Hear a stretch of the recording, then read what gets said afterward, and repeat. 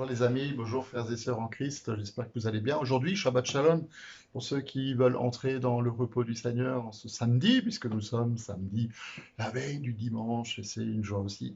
Comme toujours, de vous retrouver pour notre méditation de tous les jours, aussi en cette fin de semaine. Je vous rappelle que demain il n'y en aura pas, mais que nous aurons culte à Dimringen, à l'église, et puis que le culte sera rediffusé avec les moyens du bord par la suite sur notre chaîne YouTube à l'Église protestante d'Ibringen. Hier, on avait vu que j'avais terminé en lisant ce texte de Paul dans la première aux Corinthiens, au chapitre 3, où il dit la chose suivante, à partir du verset 11, personne ne peut poser un autre fondement que celui qui a été posé, à savoir Jésus-Christ, que l'on construise sur ce fondement avec de l'or, de l'argent, des pierres précieuses, du bois, du foin ou de la paille, l'œuvre de chacun sera dévoilée le jour du jugement, la fera connaître, car elle se révélera dans le feu et l'épreuve du feu, puisqu'il est en train de parler des tests de la foi, la test de l'amour du prochain, la test du pardon, la test de l'amour pour nos ennemis, le test aussi de l'endurance et de la persévérance. Donc voilà, l'épreuve du feu indiquera ce que vaut l'œuvre de chacun. Si l'œuvre de quelqu'un que quelqu'un a construite sur le fondement subsiste, il recevra une récompense. Et si son œuvre brûle, il perdra sa récompense. Lui-même sera sauvé, mais comme au travers d'un feu. Moi, je ne savais pas, peut-être que vous le saviez, mais moi, je ne le savais pas, et j'ai jamais compris que le Seigneur pouvait être un pyromane. Il est plein de choses, il est le roi des rois, il est le créateur, il est le Dieu trois fois saint, il est le Père d'éternité, il est le Père éternel, il est celui qui mérite toute la gloire, la puissance, la louange, l'honneur, etc. Mais je ne savais pas qui était pyromane. Et pourtant, il l'est. C'est un pyromane. Il met le feu dans sa propre église pour voir ce qu'elle va faire, pour voir si ce qu'elle a construit va tenir ou pas. Et c'est une image peut-être qui nous choque un peu, mais c'est quand même aussi le sens de la venue du Saint-Esprit. C'est d'ailleurs aussi le sens de ce que Jésus a annoncé lui-même quand il parle déjà de son propre ministère, mais aussi de la venue du Saint-Esprit. Il dit, je ne croyais pas que je suis venu amener la paix, mais l'épée, donc pour séparer les choses vaines, les choses viles des choses de l'esprit aussi. Mais il est aussi venu pour mettre un feu. Et le Saint-Esprit, si on utilise cette image-là, les flammes de feu, la colonne de feu qui accompagnait le peuple d'Israël dans le désert, qui était la marque du Saint-Esprit, bah, c'est exactement la même chose. Le feu, c'est une image puissante. C'est une image puissante aussi de notre Dieu qui est un pyromane et qui met le feu à son Église pour voir si ce qu'elle fait va tenir le coup. Et c'est un peu comme Jésus qui, de manière un peu surprenante pour certains, va obliger ses disciples à aller de l'autre côté du lac de Tibériade sur une barque, alors qu'ils savaient très bien qu'il y a une tempête qui allait se lever. Ils venaient juste d'être les instruments de la multiplication des pains et ils voulaient voir s'ils allaient utiliser la même autorité à nouveau pour calmer la tempête. Et on pourrait relire ce texte, hein, c'est chez Marc au chapitre 6. Aussitôt après, donc il rompt le pain, il donne aux disciples pour qu'ils les distribuent à la foule. Donc c'est les disciples qui sont les instruments du miraculeux, de la multiplication des pains.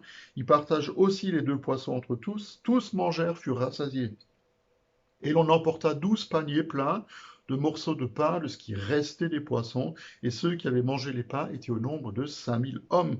Aussitôt après, donc tout de suite après le miracle, Jésus obligea ses disciples à monter dans la barque et le précéder sur l'autre rive vers Bethsaïda, pendant que lui-même renverrait la foule, et quand il l'eut renvoyé, il s'en alla sur la montagne pour prier.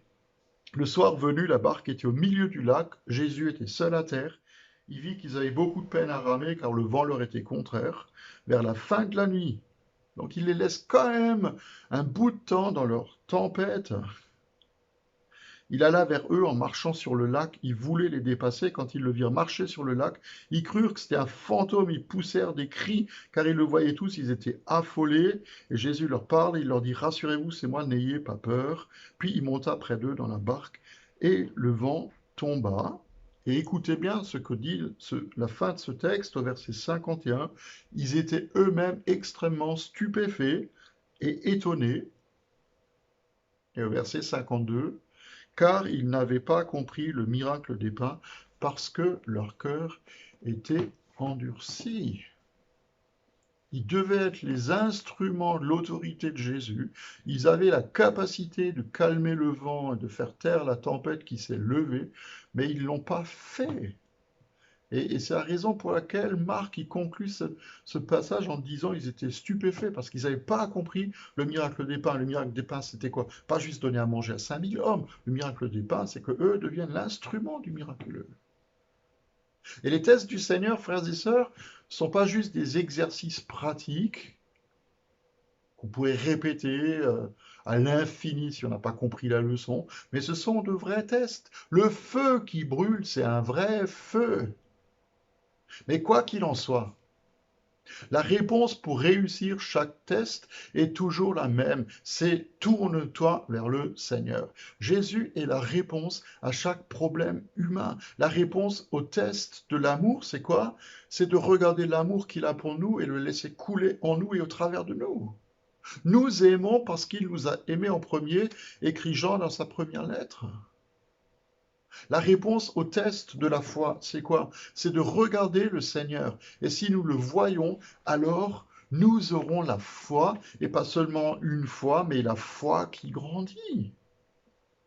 Et alors on peut rajouter à cela, à tous ces tests et ces épreuves, ce que Jacques écrit au premier chapitre de sa lettre. Il dit, mes frères et sœurs, considérez comme un sujet de joie complète les diverses épreuves auxquelles vous pouvez être exposés, sachant que la mise à l'épreuve de votre foi produit la persévérance, mais il faut que la persévérance accomplisse parfaitement sa tâche, afin que vous soyez parfaitement qualifiés, sans défaut, et qu'il ne vous manque rien. Frères et sœurs, si nous pouvons considérer les épreuves comme un sujet de joie, alors c'est un signe que nous serons capables de les vivre. Et les épreuves, ce n'est pas forcément les gros trucs catastrophiques qui peuvent nous tomber dessus. Les épreuves, c'est peut-être juste, comme je l'ai dit hier, peut-être être dans des situations qui exigent la patience alors qu'on en manque. Si nous sommes dans la crainte ou dans la perspective euh, de voir notre foi être testée, c'est juste un signe révélateur que nous n'avons pas encore compris toute la dimension de la chose. Le Seigneur veut nous faire grandir. Et même si c'est normal, et je tiens à le dire, parce que c'est comme ça aussi que moi je le ressens et je le vis de temps en temps, même si c'est normal de ne pas aimer les épreuves. Au contraire. Alors, frères et sœurs, nous avons encore le temps de les passer. Et en même temps, il n'y a plus beaucoup de temps à perdre, parce que si nous ne sommes pas prêts, le réveil pourrait être difficile. On a bien vu ce que ça a donné dans le pays quand le virus a commencé à se propager. On n'était pas prêts. On n'était pas préparé à la chose. Et dans notre marche avec le Seigneur, il ne faut pas qu'on perde de temps non plus. Alors on devrait se prendre ce temps qu'on a décidé de prendre pour vaquer à la prière, nous prendre ce temps pour lire la parole, ce temps qu'on avait prévu pour lire ce que la Bible nous dit. Se prendre ce temps pour développer nos dons et nos talents, puisque chacun d'entre nous en a reçu au moins un. Prendre le temps de nous entraîner à aimer en aimant le Seigneur et en aimant notre prochain. Vous savez, les gens disent, et ils ont raison, et aussi les psys le disent, l'un des plus grands remèdes à la peur, c'est de poursuivre un but. C'est d'avoir une vision. C'est d'avoir un objectif et d'aller pas après pas jusqu'à sa réalisation. C'est ce que le Seigneur aimerait faire avec nous. Il aimerait nous donner des objectifs, des œuvres bonnes à faire. Et si on rentre dans ces œuvres qu'il a préparées d'avance pour nous, et il nous donnera la force de les faire, alors on n'aura pas le temps d'avoir peur. Alors on pourra se dire, ben, c'est peut-être une épreuve qui est là devant moi, mais ça valait la peine de la vivre, parce que j'ai grandi et j'ai mûri dans ma foi. Amen. Je souhaite une bonne fin de journée, une bonne fin de samedi, puis on se retrouve demain pour le culte, et puis lundi, nous reprendrons, peut-être pour la dernière semaine, nos méditations avant l'été. J'en reparlerai la semaine prochaine. En tout cas, je vous donne rendez-vous lundi pour notre méditation. Bonne fin de journée à vous tous. Soyez bénis.